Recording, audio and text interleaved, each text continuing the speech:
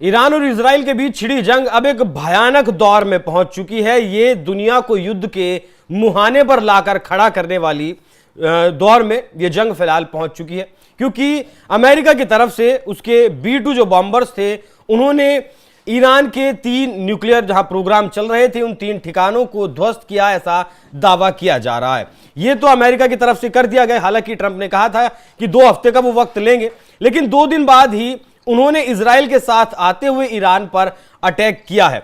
आज समझेंगे कि अमेरिका के सीधे तौर पर इस युद्ध में आने के मायने क्या हैं, और जिस तरीके से जो मिडिल ईस्ट के देश हैं और वहां जिस तरीके से अमेरिका के नेवल बेस हैं या फिर एयरफोर्स के स्टेशन हैं, उन्हें अब कितना खतरा है, क्योंकि वो खाली करवा दिए गए हैं अमेरिका की तरफ से। मेरे साथ मौजूद हैं निपुण आलम बयान जी। सर, बहुत बहुत स्वागत आपका। देखिए सर, जंग तो ये बड़ी हो गई है, अब जल्दी तो रुकने वाली नहीं है। देखिए अभिषेक जी, वाकई में एक सीमा होती है वॉर की, उससे बाहर चीज अब निकल चुकी हैं।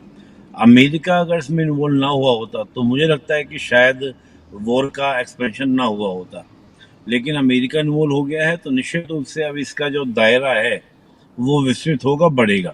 अब देखना ये होगा कि ईरान किस क्षमता तक लड़ता है और ईरान के सपोर्ट में रशिया और या चाइना वो कितने आगे तक आते हैं, कितने आगे तक बढ़ जाते हैं, ये हमें अब देखना होगा। नहीं सर, रशिया तो पहले युद्ध में है यूक्रेन के साथ, लेकिन खैर चलिए उस पर बाद में बात करेंगे। लेकिन अब जो लगभग बहरीन हुआ, कुवैत हुआ, कतर हुआ, इराक हुआ, सऊदी अरब, UAE, हर देश में अमेरिका के बेस हैं, और वो बहुत मतलब जो ईरान के मीडियम रेंज जो मिसाइलें हैं उनकी जद में भी हैं, वो बहुत आसान टारगेट है। क्या अब वहां से बदला लिया जाएगा? निश्चित रूप से देखिएगा, अमेरिका के पूरे मिडिल ईस्ट में अगर हम बात करें तो 19 सैन्य अड्डे हैं वहां पर हैं अमेरिका के टोटल, और करीब 40,000 सैनिक जो आके पोस्टेड हैं वो आपका मिडिल ईस्ट के अंदर पोस्टेड हैं। हालांकि ईरान के अंदर भी चाइना की एक सेना की टुकड़ी है, लेकिन बात ये कि देखिए ईरान के पास में कितने मिसाइल टोटल हैं, और में काफी बड़ी संख्या में आप देखेंगे। पहले दिन जब ईरान ने मिसाइल को लॉन्च किया इजराइल के अगेंस्ट, तो करीब 200 मिसाइल एक दिन लॉन्च किए थे, फिर 150, फिर 100, फिर 50, अब की बार और कम हुए हैं। तो ईरान के पास में जो लड़ने की कैपेबिलिटी है वो बहुत ज्यादा नहीं कि बहुत लंबे समय तक वो अमेरिका इजराइल से लड़ सकता है। अमेरिका ने भी एक सोची समझी स्ट्रेटजी के तहत ये कार्य किया। थोड़ा सा एक समय लेके मैं हल्का सा आपको बताता हूँ, थोड़ा सा हल्का सा बैकग्राउंड में हमें जाना पड़ेगा। आप देखिए कि ईरान ये बात जानता है कि पूरे मिडिल ईस्ट के अंदर कोई भी देश उसका सहयोगी नहीं है, कोई भी उसका सपोर्ट नहीं करता है। उसके बहुत सारे रीजन हैं, एक तो सुन्नी ग्रुप का मजबूत होना, सऊदी ग्रुप का मजबूत होना, इधर आपका ईरान का शिया कम्युनिटी को लेकर आगे लेके चलना। दूसरा क्या है कि जो सऊदी वगैरह सब कंट्रीज हैं ये अमेरिका के साथ पूर्ण रूप से उसके खेमे में है। इजराइल एक बड़ा दुश्मन ईरान का है, तो ईरान ये पहले से जानता था कि मैं एलोन हूँ, अकेला हूँ। उसके लिए ईरान ने क्या किया था, मैंने प्रॉक्सीज को तैयार किया था, लेकिन आज वो प्रॉक्सीज भी लगभग आप देखें, चाहे लोग हमस की बात करें, 90% हमस खत्म हो चुका है, टॉप लीडरशिप हमस की खत्म हो चुकी है। हिजबुल्लाह को भी काफी इजराइल ने क्या किया है, समाप्त कर दिया है। इधर आप देखिए हूतीज के ऊपर खुद अमेरिका ने हमले किए, अटैक किए, तो हूतीज भी क्या है, बहुत ताकत नहीं रहेगी आज की डेट में। रही बात ईरान की एक सपोर्टेड सरकार थी सीरिया के अंदर, असद सरकार, वो भी वहां से निकल चुकी है, वहां पर STS आ चुका है। तो ऐसी स्थिति में ईरान के पास विकल्प क्या है? ईरान के पास केवल अपने मिसाइल्स हैं। मिसाइल्स के दम पर कितना लड़ पाएगा? एटॉमिक वेपन अभी पूरा बना नहीं है। तो ईरान एक लंबी वॉर करने की कैपेबिलिटी में नहीं है, बहुत लंबे समय से 95 से ईरान खेल रहा है। ईरान के पास पैसे की कमी है, जो उसका तेल बिकता है थोड़ा बहुत चीन को बिक जाता है, थोड़ा बहुत हम ले लेते हैं, इसके अलावा उसका कोई तेल खरीदने को तैयार नहीं ईरान का। तो ईरान के पास पैसे की बहुत कमी, तो ऐसी स्थिति में ईरान एक लंबी वॉर को झेलने में समर्थ ही नहीं है। सर, यूक्रेन भी तो लड़ ही रहा है ना, तो 3 साल से रशिया के खिलाफ। नहीं, देखिए यूक्रेन के लड़ने की जो वजह है वो वजह है वेस्ट ब्लॉक का सपोर्ट करना। वेस्ट ब्लॉक अगर 350 बिलियन का सपोर्ट न करता तो क्या यूक्रेन टिक पाता?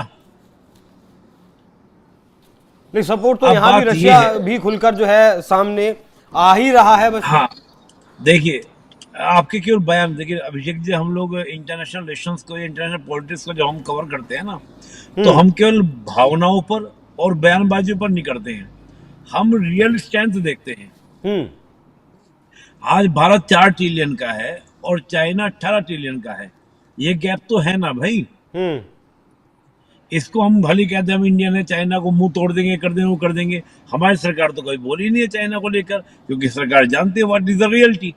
ठीक है, अगर मरने की बात आएगी, चीन अटैक करेगा करेगा, फिर तुम लड़ेंगे। हम्म। तो बात है, रियलिटी क्या है? रियलिटी ये है कि रशिया 4 ट्रिलियन की भी इकोनॉमी नहीं है, और चीन जिस प्रकार से आगे बढ़ रहा था, 18 ट्रिलियन, 19 ट्रिलियन, 20 ट्रिलियन तक हो गया था, आज चाइना में बैक गेट लग गया है। अगर अमेरिका जैसी वॉर को चीन को झेलना पड़ जाए, अमेरिका अफगानिस्तान वॉर में गया और उसके 2.5 ट्रिलियन खर्च हुए अफगानिस्तान वॉर में, बदले में मिला क्या? फिर वही तालिबान वहां पर आ गया। तो ठीक बात है। ये कि अच्छा क्या सर, चीन आपने ये तैयार? बात छेड़ी है तो मुझे याद आया, वियतनाम में अमेरिका गया, वहां से बोरिया बिस्तर समेट के आया, हाथ कुछ नहीं लगा। जी अफगानिस्तान में गया, वहां आपने बताया $3.5 ट्रिलियन खर्च किए, लेकिन वहां कुछ हाथ नहीं लगा, वहां से भागना पड़ा। अब जब सीधा ईरान के साथ आप जंग में हैं, तब इसका परिणाम क्या आप देखते हैं अमेरिका के नजरिए से? देख, ऐसा नहीं। देखिए, अब इराक में गया था अमेरिका, इराक को बिल्कुल नेस्तनाबूद किया अमेरिका ने, और भी कई कंट्रीज में नेस्तनाबूद किया। बात है कि वियतनाम को क्यों नहीं कर पाया, उसके बहुत सारी वजह, वो एनालिसिस करने का विषय है। अफगानिस्तान में क्यों नहीं कर पाया, उसका एक वजह है। तो ऐसा ही ईरान में भी वोट चल सकता है, लेकिन ओपनली चीन और रशिया वो खुलकर नहीं आएगा। और देखिए, ईरान का जो रिवोल्यूशनरी गार्ड्स है, अफगानिस्तान का कंट्री का नेचर अलग है, वहाँ आज भी ट्राइबल सोसाइटीज हैं, वो लड़ाका कम्युनिटीज हैं। ईरान की 1 लाख की रिवोल्यूशनरी गार्ड्स को आप छोड़ दो, तो बाकी वहाँ पे कोई लड़ने वाला लड़ाका नहीं है। और दूसरा, खमनई शासन से पूरा ईरान खुश नहीं है, क्योंकि वो रजा पहलवी के दौर को भी याद करते हैं। बुजुर्ग लोग वहाँ पर हैं, वो मूवीज देखते हैं, वीडियोस देखते हैं, उस समय की तस्वीरें देखते हैं, वो उस दौर को भी याद करते हैं। ठीक है, और मतलब क्या इराक। ऐसे स्थिति में, हम्म। मेरा बस सिंपल सा प्रश्न ये है कि क्या ऐसी स्थिति में रशिया, जो यूक्रेन से इतने लंबे समय से लड़ रहा है, सेशन झेल रहा है, क्या वो ईरान की सपोर्ट को खुलकर आने को तैयार होगा? मुझे नहीं लगता है। और चीन की भी स्थिति मुझे नहीं लगता कि आज के दौर में अभी तक जो है, नहीं तो जिस प्रकार अमेरिका ने हमले किए हैं आज सुबह तड़क में, उसके बाद तो चीन का कोई बड़ा स्टेटमेंट आ जाना चाहिए था, लेकिन अभी तक तो नहीं मैं देख रहा हूँ। ठीक है। अच्छा, इराक का आपने जिक्र किया, इराक में केमिकल बॉम्ब होने की बात थी, लेकिन वो वहां नहीं मिला। क्या ठीक वैसे ही ईरान के ऊपर भी ये युद्ध थोप तो नहीं दिया गया है परमाणु बम के नाम पर? देखिए, ये बात में काफी सच्चाई लगती भी है कि हो सकता है ईरान के ऊपर भी इराक की तरह ही वोट थोपा गया, क्योंकि मुझे याद है मार्च 2025 की बात है, जो तुलसी गायकवाड़ हैं, उनका कहना ये था कि ईरान में अभी उतनी कैपेबिलिटी नहीं आई है कि वो एटॉमिक वेपन बना ले। नहीं, उनका तो ये भी कहना था कि 2003 के बाद वो बंद कर चुके हैं अपना प्रोग्राम। हाँ, मैं वही कह रहा हूँ कि वो उनका कहना था, लेकिन IAEA की रिपोर्ट आई इसके बाद, इंटरनेशनल जो एटॉमिक एनर्जी एजेंसी है, उसने कहा ईरान इतना बना चुका है कि वो इजीली अब एटॉमिक वेपन बना सकता है। हम्म। अब अलग अलग एजेंसीज की अलग अलग रिपोर्ट आती हैं, अलग अलग बातें आती हैं, लेकिन मैं कई बार ये देखता हूँ अभिषेक जी कि मैं इन एजेंसीज की रिपोर्ट पर भी बायस देखता हूँ अब, हम्म।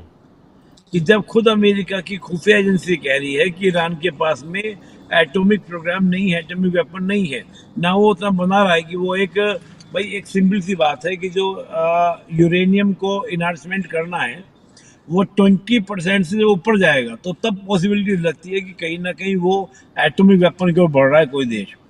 लेकिन अगर 20% से नीचे का उसका इन्हांस रहता है, तो उस स्थिति में कोई भी क्या नहीं कर सकता है कि वो एटॉमिक वेपन की ओर नहीं जाएगा।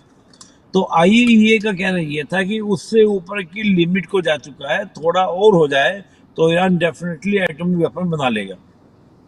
मतलब दोनों के उसी राय की अलग है। रिपोर्ट को इसराइल ने बेस बनाया, हम्म। IAEA की रिपोर्ट को इसराइल ने बेस बनाया। और देखिए, इसराइल तो ईरान को अब से खत्म नहीं करना चाह रहा है, इसराइल तो ईरान को सबसे पहले खत्म करना चाह रहा है, क्योंकि इसराइल ये मानता है कि मेरे अस्तित्व के लिए अगर कोई संकट आज की तारीख में तो केवल ईरान है। हम्म। हमस को अटैक करवाया तो वो ईरान ने करवाया, हिजबुल्लाह अटैक कर रहे हैं तो ईरान के कहने पे कर रहे हैं, हुतीज अटैक कर रहे हैं तो ईरान के कहने पे कर रहे हैं।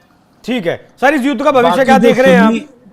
एक लास्ट सुन्नी ग्रुप जो है वो किसी भी तरीके से, जो हम सऊदी ग्रुप जिसको बोलते हैं, चाहे उसमें आप जॉर्डन की बात करो, बहरीन की बात करो, यूएई की बात करो, इजिप्ट की बात करो, सब इजराइल को मान्यता दे चुके हैं। ईरान ने जो 1970 पहले 79 से पहले जो मान्यता दी गई थी वो रद्द कर दी है। तो केवल एक ईरान ही एक ऐसा देश है जिसने इजराइल को आज मान्यता नहीं दी है। तो मैं कहीं ना कहीं इजराइल जो है अपने अस्तित्व, अपने रेस्टेंट को लेकर क्या कर रहा है, फाइट कर रहा है।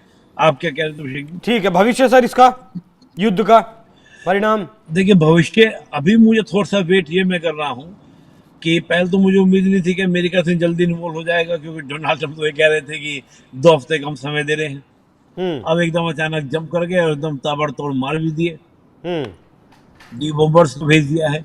तो अब स्थिति ये देखना होगा कि ईरान के सपोर्ट में कौन देश आते हैं और कितनी हद तक आते हैं, उस पर हम एनालिसिस कर पाएंगे। अगर आज चीन, अब देखिए ईरान को रिप्लाई करना जरूरी है और ईरान ने रिप्लाई करना शुरू भी कर दिया। मॉर्निंग में हमने देखा कि 30 मिसाइलें दागी हैं, बैलिस्टिक मिसाइलें इजराइल के ऊपर, हाइफा और सब जगह मिसाइल दागी है।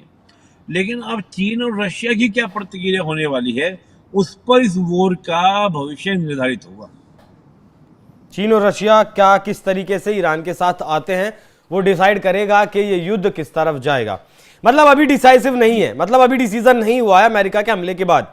अभी ये जंग और बढ़ेगी या अब ये स्लो डाउन होगी? देखिए मैं वही कह रहा हूं, देखिए अभी ईरान, देखिए ईरान तो अटैक करेगा। ईरान अगर अटैक नहीं किया तो आप समझ सकते हैं वहां की गवर्नमेंट के अगेंस्ट की कितनी कमजोर सरकार है जी। कि इजराइल आके मार गया, अमेरिका आके मार गया, रिप्लाई भी नहीं कर पा रहे हैं।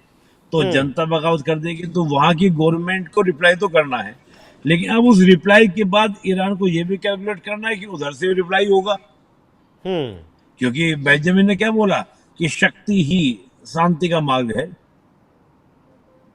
अब तुम शक्तिशाली को अगर छेड़ोगे तो शक्तिशाली रिप्लाई नहीं करेगा, ऐसा तो पॉसिबिलिटीज नहीं है। बिल्कुल। तो ये बहुत कुछ अब डिपेंड करेगा चीन और रशिया के ऊपर। अभी बहुत कुछ इस मामले में होना बाकी है, कहानी अभी बाकी है, बहुत सारे अपडेट इस मामले में भी आएंगे कि क्या कुछ होगा। बाकी सर का ऐसा मानना है कि रूस और चीन इस युद्ध की आने वाले वक्त में दिशा तय करने वाले हैं। अगर वो साथ ईरान का देते हैं पूरी तरीके से, तब ईरान युद्ध लड़ने की स्थिति में है इजराइल के साथ, अमेरिका के साथ। अगर ये लोग पर्दे के पीछे से भी ईरान का साथ देते हैं, तब ईरान पूरी तरीके से सक्षम नहीं है कि वो अमेरिका और इजराइल का सामना कर सके। बाकी ये जो तस्वीरें आप देख रहे हैं अमेरिका की सड़कों पर, डोनाल्ड ट्रंप का भी विरोध शुरू हो गया कि बिना संसद से बात किए, बिना संसद में पास करवाए आपने किस तरीके से आप युद्ध में लेकर चले गए हैं। अब ट्रंप वो हैं जो मतलब नोबेल पुरस्कार के लिए भागे फिर रहे थे, cease fire mister cease fire लोग उन्हें कहने लगे थे, शांति की बात कर रहे थे, लेकिन अब वो भी युद्ध में आ गए। बाकी बहुत कुछ होना इसमें बाकी है। सर बहुत बहुत शुक्रिया आपका वक्त देने के लिए। बाकी दर्शकों, आप इस विषय पर क्या सोचते हैं, अपनी राय हमें कमेंट कर जरूर बताइएगा। नमस्कार।